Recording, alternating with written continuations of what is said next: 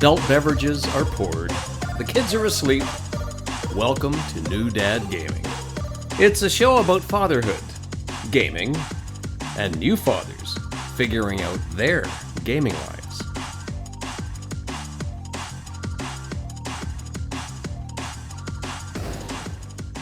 The adult beverages are poured. The kids are asleep.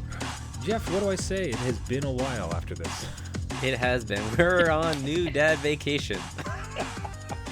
This is a New Dad Gaming, a show about fatherhood, gaming, and fathers figuring out their gaming lives. My name is Trevor, and I have a 9-year-old and a 6-year-old. And I'm Jeff. I have a 14-year-old and an 11-year-old. It is so good to be back, everybody. It was a small hiatus during the summer, and I think the best part about the hiatus, Jeff, was that it was for no damn good reason. It really wasn't. There's nothing eventful that happened. Maybe one too many freezies. I don't know. But, really nothing. We were just tired. So we were in the midst of July. And firstly, big shout out to all the other podcasts. We'd given a shout out to a number of the friends. So This Week in Gaming, A Gamer Looks at 40. Any other ones top of your head, Jeff? I'm trying to remember some of the... No, again, we've been on vacation. Coming back into this, it's just where am I? But between a couple good followers of the show reaching out to us and wishing us good tidings, we're back. There was no reason to take it. There was no tragedy. There's no event. It was just summer. You know what is tragedy? Summer as a parent. Summer as a parent is a goddamn tragedy. Because you had a really good reference, from comparing it to when you were younger, right? Like back when you were a kid, huh? Oh, yeah. Back when you were younger, or at least in my memory, was just summer was amazing. It was infinite time. You could do what you wanted. There was no limit to whatever. The days seemed longer. It was fun. Everything was happening. Yeah. As a parent, everything is happening. There's no time for everything that is happening. And it's your responsibility. Yeah. What is that all about? Who decided this? Man, I had work get crazy. We had some trips come up. One kid's in baseball, one kid's in soccer. I'm doing my best to enjoy it for sure, but it just feels like this slapdash, constant, never-ending kind of cycle of things. Then you also get this, I don't know if you're kind of feeling it yourself, but you also get this overwhelming sense of time slipping away. Because, especially here in Canada, there's 3 months that you get of this glorious season. And you think about it in the dead of winter. It's minus 40 outside, you're packed with snow. And you're thinking, oh, this summer's going to be so nice. We're going to be warm. We're going to go to beaches and stuff. And then it's another Thursday. You're like, oh my God, we have my deck fell apart and I have to go do that. And then my kids got baseball. What is happening? Yeah, I don't know about you if you keep a family Google calendar, but we have that running, and it's just that fills up immediately. So all these things are happening, and you'll cross one off, and you're like, okay, what's tomorrow? So I'll say this, I have this duality because summer camp is kind of a fool's gambit. Because, at least, the thing with me is because I work at home, right? When my kids are off, they're not doing anything, I don't necessarily have those morning responsibilities because I don't have to take care of them. They get some cereal, I'll make them some breakfast, but they'll go play a game, they'll do something, right? So transition from bed to work for me, I gain that back during the summer. But then they're home all day, and that becomes a problem because they'll just want to be in front of screens. So you sign them up for camp. Okay, that sounds good on paper, but guess what has to happen? We have to wake up. We have to get breakfast. We have to prepare lunches. We have to make sure they're dressed and they have all their things. Hey, guess what? It's movie week or it's Minion week at this damn camp. So you need to send your kids in yellow. And then you got to put them into the car. And now you come home and you have this condensed time to get, your work done and everything else. So you're just back in school. You're just as if they're in school. So you get the benefit of them being occupied and engaged. And you lose all the benefits of them not having to go somewhere, right? Yeah, again, it throughout that day, because we booked a couple camps just to keep the kids busy. But throughout the day, like you're looking at the clock almost like you're looking at the months of summer, and you're like, oh my God, I just got home from dropping them off and I got to go back out again to pick them up, because the camps don't like, well, at least my camps, they don't run the full day. It's like from 9 to 3. I'm like, what is that? What is 9 to 3? Like that doesn't give me enough of a break. What am I paying this for? Okay, I'll give you one. Have you been threatened with fees per minute for not picking up your kid? Oh, not per minute, but I think it's like per minute or by every 10 minutes or something like that. It's like for every 5 minutes that our staff has to stay extra, we will charge you $10. It was very angry, and it's like, aren't you supposed to be super happy kid camp? Like you're coming off really threatening right now. Financial penalties from me. Yeah, I know we've had that in the past. There must be some people that just like leave the kid there and like, they'll be fine for another hour. You know what I mean? And then, like they're stuck. But yeah, there's pretty hefty fines. I want to say they're like summer camp fines for you not to be there on time, or early, because that doesn't give you a discount. You could be there early. So also fees. Yeah, it's like, tell you what, I won $100 at the casino last night. You go ahead and keep the kid for now. It's gonna be great. I'm gonna go buy myself something nice. Is this an overnight camp? You could just we'll pick them up tomorrow. Keep the change. Anyways, we digress, of course. It's so great to be back. Thanks everybody for the wonderful messages. Thanks all the fellow podcasts for reaching out and giving some good share around. But we're back at it. Going to try to keep our usual schedule.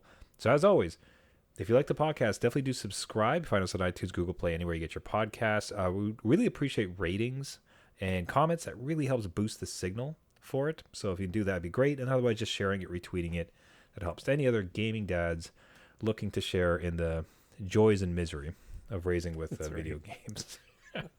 Now, speaking of one such joy, I had a really awesome experience with my oldest. So he had took a break from Roblox, thank God.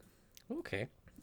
Which is always wonderful to have. And he dipped back into Immortals Fenyx Rising.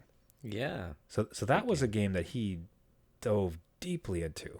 And I can understand I myself really got into this game. It was fantastic. Highly recommend it as a pickup for you or your little ones if you see it on sale. Anyways, he had arrived with a bit of grinding all the way to the end boss.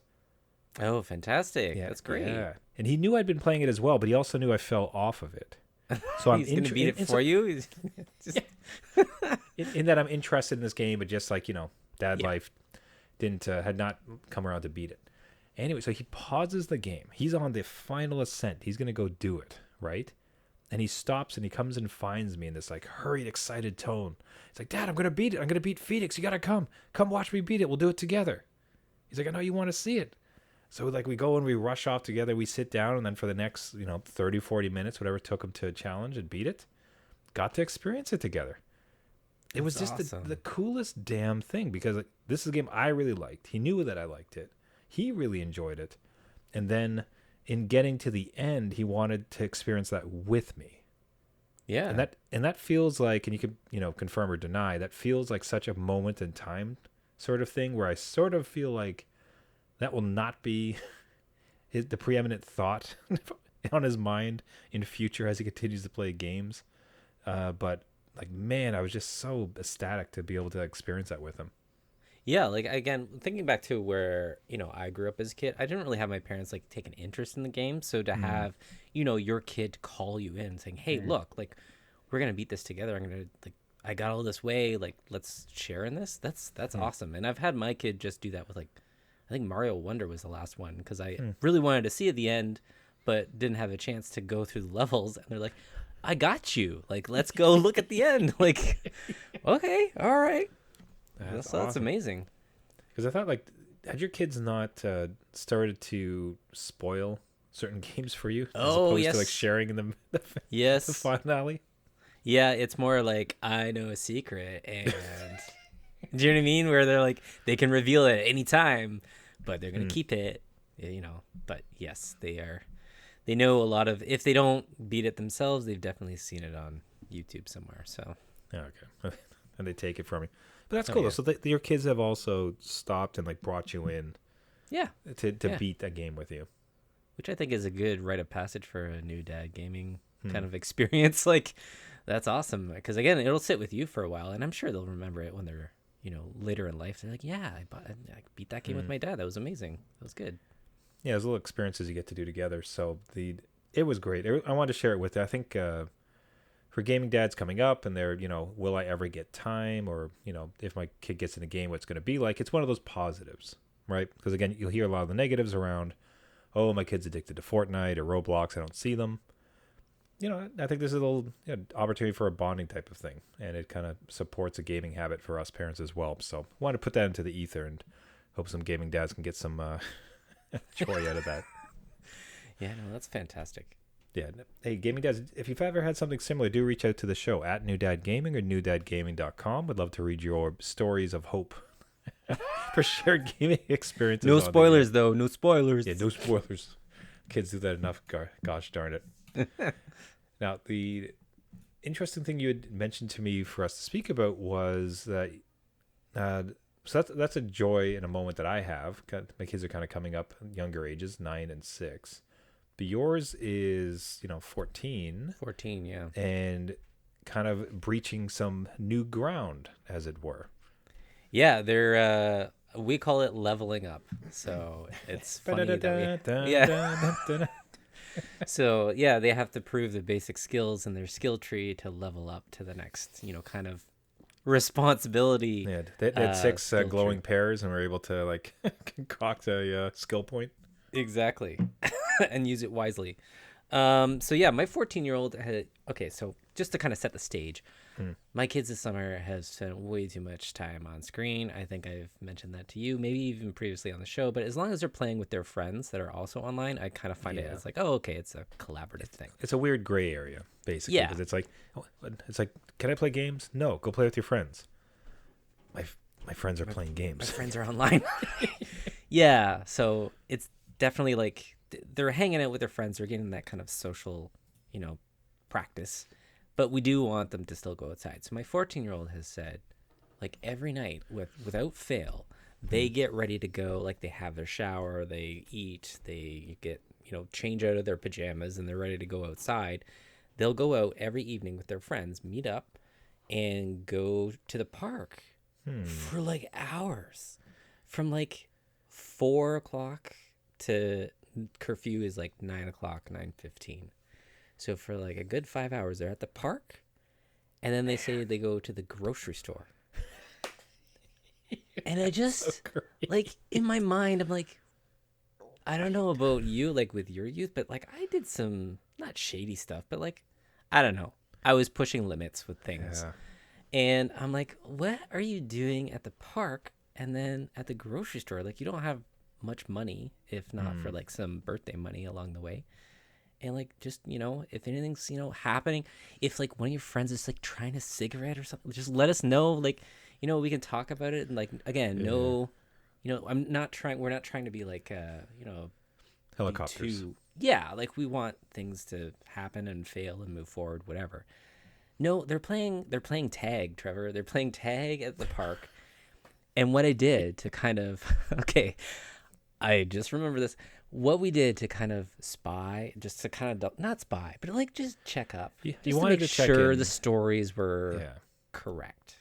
Yeah, you didn't want to. You didn't want to hover. You didn't want to ruin it, but you wanted to maybe walk past at a distance to just get a lay of the land. Right, and so we sent the little sibling in. What a traitor! What a traitor! He's working for the wrong team. Oh, yeah. Again, the 11-year-old totally will tell us everything.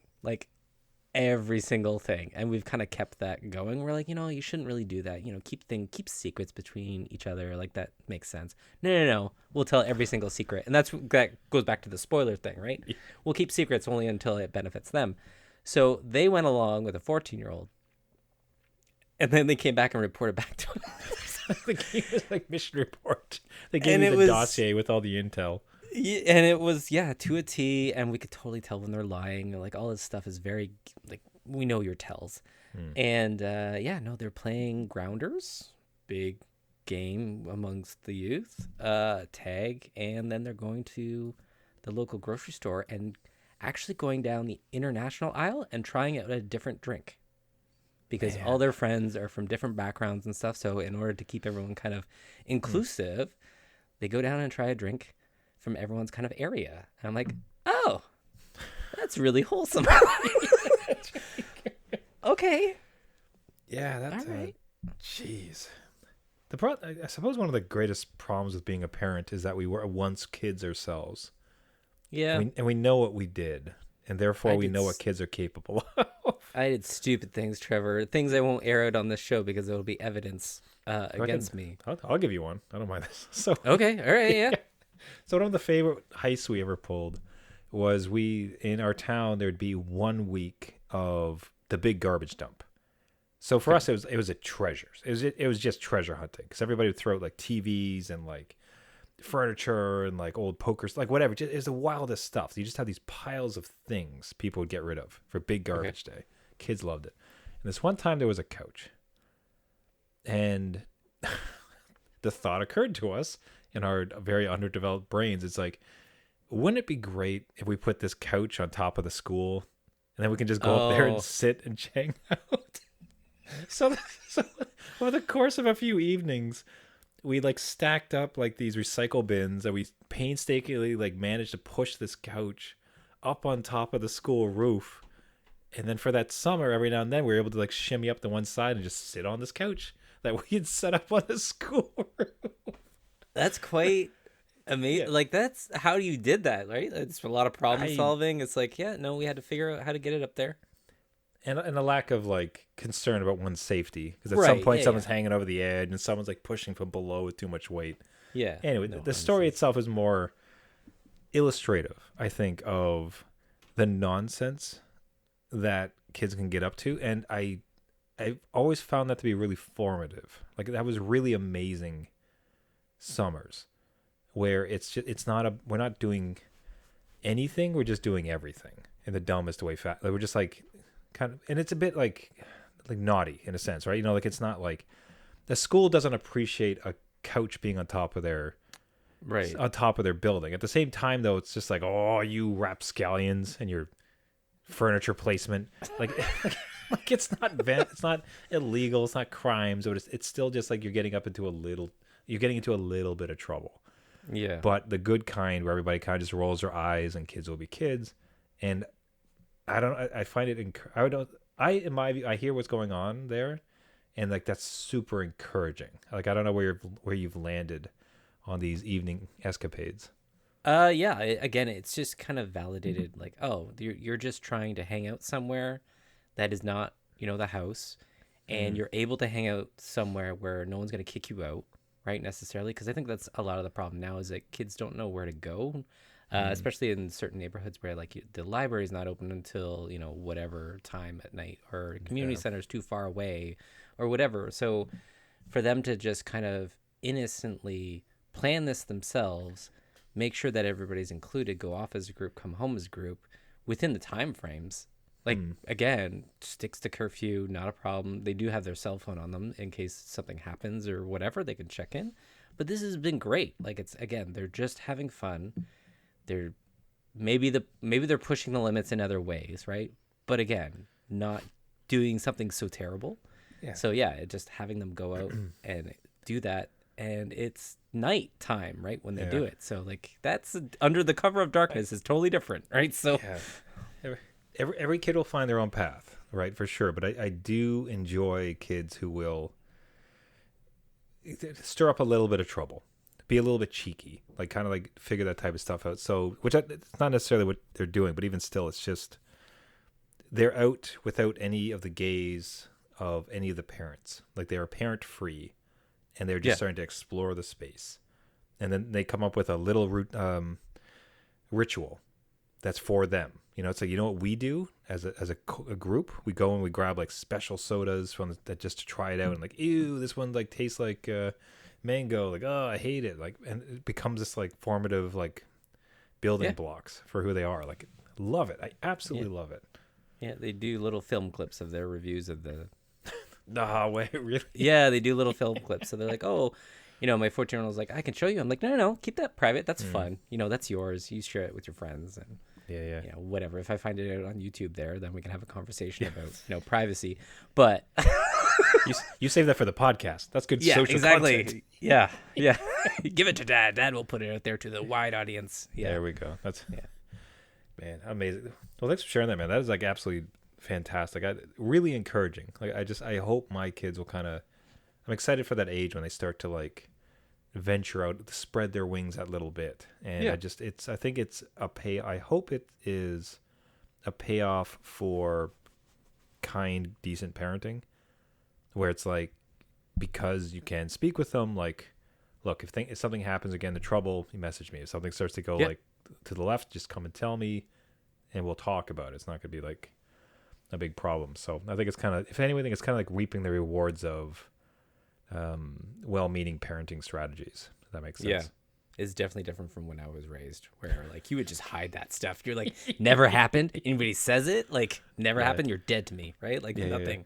Yeah. Snitches get stitches. Okay, that's so right. Yeah, none of you go soft. that's right. We're in this together. Hey, gaming dads, do you have a story from your childhood shenanigans you'd like to share? I can do it anonymously if you want to keep that private. That's fine. But it's the same thing at New Dad Gaming or newdadgaming.com. Now on to shenanigans in space and in some of the grindiest fashions possible. And it turns out that we are very much aligned again in our gaming interests, because Jeff, you bought No Man's Sky. Yeah. Again, this is a podcast about us trying to get each other to buy things, and I think it's working out beautifully every time. But you are a big fan of this game. I do own this game on PS4. It's a chore to come down to the basement and load in a disc. Very much about convenience now with the limited dad game time I have. So with this they launched a new update. I think it's called Worlds Part 1. They've got to stop. It's absurd how much. I don't know how they make money. Well, they make money from me, so like that's how they're doing it. But yeah, constant updates. I don't know. Are you keeping track? This is probably update number like 15, like major. Well, I think I'm trying to think if did this game release between my kids? I remember being in Toronto. It's 2016, I think, is when it came out. Yeah, so it was between my two kids. So so this game is older than my youngest, who's turning 7. That entire time, if you think about that first game and all the updates they made, and they made an update just last month with brand new missions, brand new not dungeons, but like expeditions, like limited time expeditions. They completely redid the engine for water and fauna and like, it's just what a game. It really did grow into the promise from the first demo. As far as like this is a living world. They did get there. Yeah, for sure. So I looked at Worlds. A buddy of mine started to play it again. I said, hey, we're back into here. Like, you should dive in. I updated it on my PC because I did buy it twice. I bought it. I was like a first day purchaser. I think it's the first time I actually watched. I stayed up till midnight and I watched the time tick down so I could actually play it. It's the only game I've ever done this for. Launch it. Yeah. It was awesome. No regrets there. But then I bought it for PC because I was traveling and just like PC's my better, more available hardware those days. Yeah. And updated it, got in, and it's like the first mission was like, hey, go collect a 2,000 ore. I just promptly closed the laptop. I'm like, I want to do this, but just not tonight. Like that was a night where it's like long day of work, big summer days type of thing. It's like I just did not have the stomach for grind fest in space. How you found the experience so far, like getting back into it? It's definitely okay. So having the form factor just on the Steam Deck, and I can again just take it wherever with me, and usually I'll just be chilling on the couch, we'll be watching something on TV, and just having this available. And like you said, it's a very grindy game, so a lot of resource gathering. I don't mind going around just clicking off boxes and just getting the materials I need without too much of a time crunch, knowing that I can pretty much save anytime I want and exit out, or just just leave it for a few minutes. So it's a good game for that. If you're like rushing to get to the end of this story, it seems pretty like it's going to be a long time before you are able to kind of take those next jumps, because everything requires you to like, hey, now, like, not only do you not have like launch fuel, you don't have like your hyper launch fuel, so you can't get over there. And by the way, you need this other thing that you have never seen before, so you need to go build that. So it's very interconnected, and I could see where like people kind of get lost or like a little bit demotivated from it. Like, I don't want to do all that, but as just a fun grind thing, I don't know. I'm all for it. Yeah, I don't mind the gathering I can get behind. It's the base building, I think, that really kills me. Because it's like, okay, you need to build these 6 sections of bases. Okay. In order to build this, you need a recipe. For that recipe, you have to get these 7 things. And then you have to, and it's just like, God, I don't want to build this thing. Like, I just want to go on my ship. I have a house. I take care of my home professionally. I'd prefer not to have to do all this nonsense in game. See, that's what I think. Yeah, absolutely. Like, because you're very much Elite Dangerous, right? Like, you're like space trucking, right? Being a spaceman. Love Stardew Valley, and that's very much resource gathering, build stupid things to progress. So this is kind of like that mix for me. I haven't really got into a lot of the base building. I've just built like a little cabin on an ice world, ice latte I called it. And if anybody's there, I don't have the coordinates on me, but I love having like just little isolated things to kind of deal with and go about my day, and it runs super well. So it's like even like well optimized. The thing does not drain battery too much. So I'm having a blast. I was hoping to get my kids into it too. They are not sci-fi fans in the least bit, so that's where I've kind of failed. We'll build on that. We'll work on that. So that's my greatest regret as a father. Yeah, because a lot of my stuff is like sci-fi and maybe like, Witcher fantasy level, right? So yeah, that's something we have to work on. Maybe New Year's resolution or something. But there you go. I've been having a blast. I'm happy. So if I see you out there, I'll give you a call on the old, trucker phone. Space intercom. Yeah, that's right. Yeah, I want to dive in. I think if anything, it's like the start a new game, especially like because there's so many patches since I last played. Just start fresh again. The one thing I'm curious about my appetite for, it is one of the greatest VR games I've played. Okay. So because its mechanics are just fantastic as far as like the movement and the gathering, and then the guns and looking at the various resources, scanning, like the way they've implemented everything and how your hands and everything moves, like it just feels phenomenal. And because of the scope of it, it's like, my Lord, I'm just like floating through space here. This is fantastic. Yeah, I imagine. Yeah. Right. However, like to actually, if the game is going to be 40 hours long, right. The thought of doing 40 hours in VR seems a bit daunting. But that is a long time to be in VR. Well, that would take you a couple years. Like, let's be honest. Summer's over. Well, we'll see. I'm getting the itch. I'm watching this, and it's like, man, I should just like get in it. This is one of the ones I really want to beat because I've so long adored this game. It was on the poll. You remember a while ago where it was, hey, which game should Trevor play next? Yeah. Still have not touched the other one, to be honest. I mean, that was to be expected, I think. Yeah, what can I say? You would expect nothing less. Thanks so much. Yeah. What were you going to do, I had Trevor? confidence Beat a in you. game?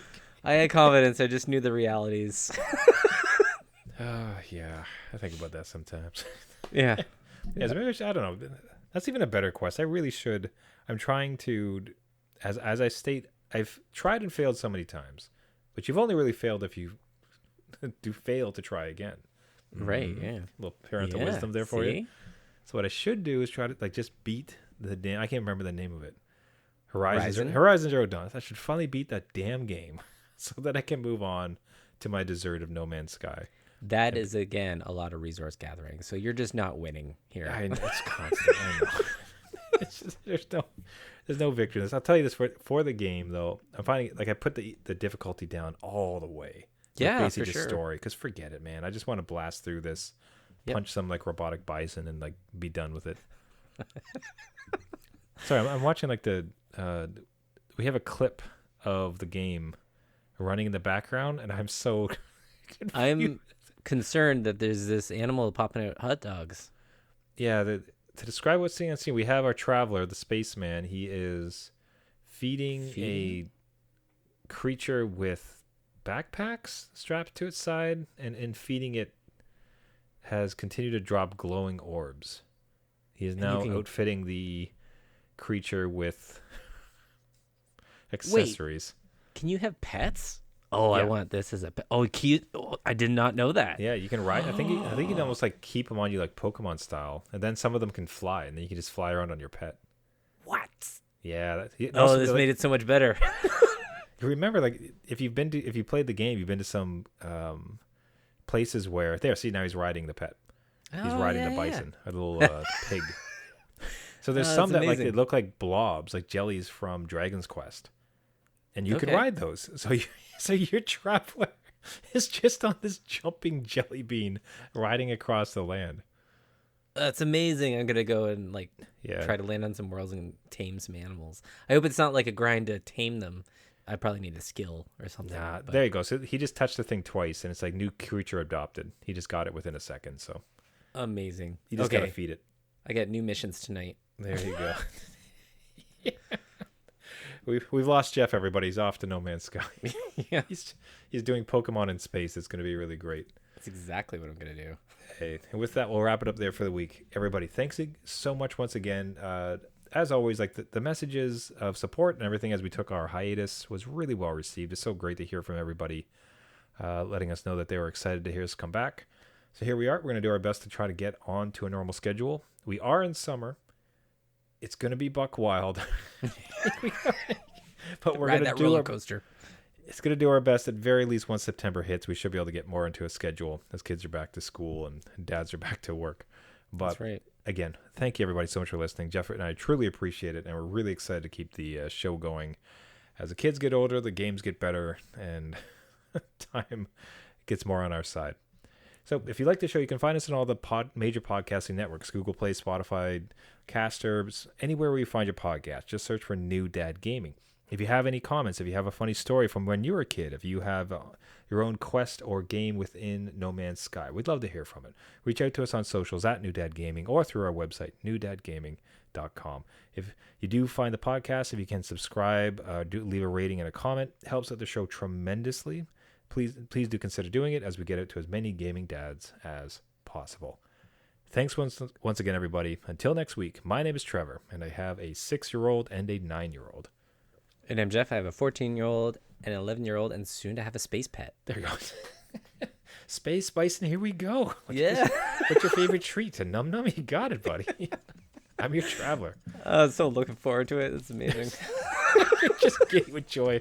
This is such a chore to be on this podcast and not out in space. All right. See you next week. Well, actually, tell you what. Almost forgot our tagline. Oh. Remember, just because you became a dad does not mean it's game over.